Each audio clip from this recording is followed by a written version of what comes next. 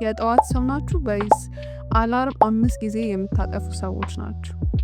ሁለቱንም አይነት ብንሆን ቋሚ የሆነ የጠዋት የራስ አጠባበቅ ልምዶች ቢኖረን መልካም ነው። ሰላም፣ ሙኒት ነኝ። በዛሬው ቪዲዮ 10 የጠዋት የራስ አጠባበቅ ልምዶችን እናያለን። ተከታተሉ። የመጀመሪያው ቀደም ብሎ አላርም መቅጠር ነው። ከዚህ በፊት ከምንነሳበት ሰዓት 30 ደቂቃ ቀደም ብለን አላርም ማድረግ ቀናችን ሳንዋከብ በተረጋጋ መንፈስ እንድንጀምር ይረዳናል። ሌላው ነገር ደግሞ ልክ እንደተነሳችሁ አልጋ ውስጥ እንዳላችሁ ስልካችሁን መጠቀም አይመከርም። ምክንያቱም በዛች ቅጽበት ስልካችሁ ላይ የምታዩቸው ሶሻል ሚዲያ ላይ ሊሆን ይችላል፣ የተለያዩ ፔጆች ላይ የምታዩቸው የተለያዩ ነገሮች ቀናችሁን ሊያበላሹ ይችላሉ። በምትኩ ተረጋግታችሁ ከአልጋችሁ መነሳት ይመከራል። ሁለተኛው ስቴፕ ደግሞ ሃይድሬሽን ነው።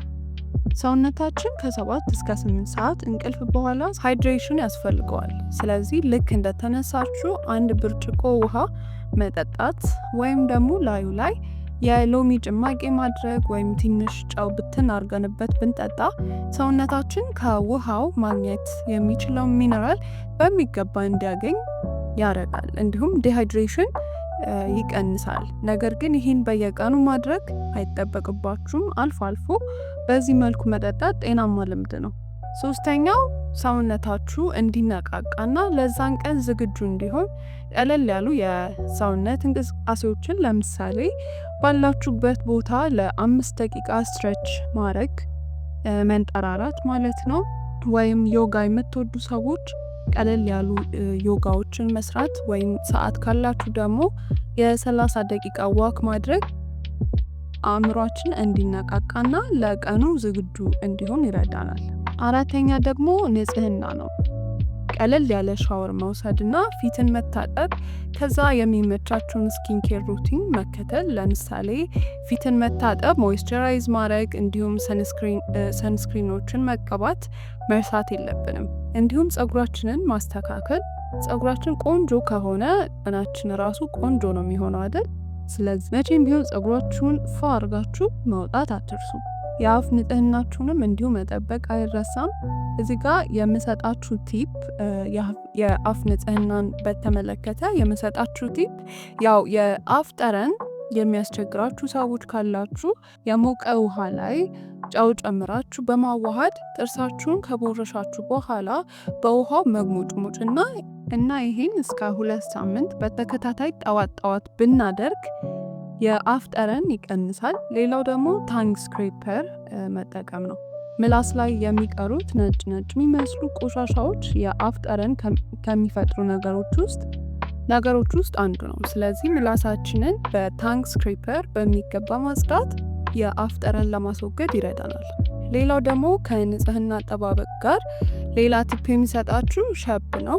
አብዛኞቻችን እናውቀዋለን፣ እንጠቀመዋለን። ሸብ ሻወር ከወሰድን በኋላ የሸብ ፓውደሩን ዱቄቱን ማለት ነው ወይም ድንጋዩን በብብታችን ላይ ሻወር ከወሰድን በኋላ ማለት ነው በንጹህ ብብታችን ላይ ማሸት የብብት ጠረንን በሚገባ ያስወግድልናል። አምስተኛው ደግሞ ጸሎት ማድረግ ነው። ይህም እንደየሃይማኖታችን ጸሎት ማድረግ እንዲሁም ሜዲቴት ማድረግ የምትወዱ እህቶቼ ደግሞ ሜዲቴት ማድረግ፣ ጆርናል መጻፍ የምትወዱ እህቶችን ጆርናል መጻፍ ቀናችሁን በተረጋጋ መንፈስ ለመጀመር ይጠቅማል። 6ኛው ቀለል ያለ ቁርስ ነው። ቁርስ ሳትበሉ አትውጡ እህቶቼ፣ ምክንያቱም ሌሊቱን ሙሉ ሰውነታችን ምንም ምግብ አላገኘም። ስለዚህ ጠዋት ላይ የሚያነቃቃ ኢነርጂ የሚሰጥ ቁርስ ያስፈልገናል። ከዛም ኸርባል ሻዮችን መጠጣት፣ ቡና የምትወዱም ቡናችሁን 1 ሲኒ ጠጥታችሁ ብትወጡ በጠዋቱ ኢነርጂ ኖሯችሁ ቀኑን እንድትጀምሩ ይረዳችኋል። 7ኛው ደግሞ ቀናችሁን በአእምሯችሁ አስቀድሞ ፕላን ማድረግ ነው። ዛሬ ይሄን አረጋለሁ ብላችሁ የቀን ውሏችሁን አስቀድማችሁ ፕላን ማድረግ ወይም የመጻፍ ልምድ ካላችሁ መጻፍ ኦርጋናይዝድ እና ፕሮዳክቲቭ የሆነ ቀን እንድናሳልፍ ይረዳናል።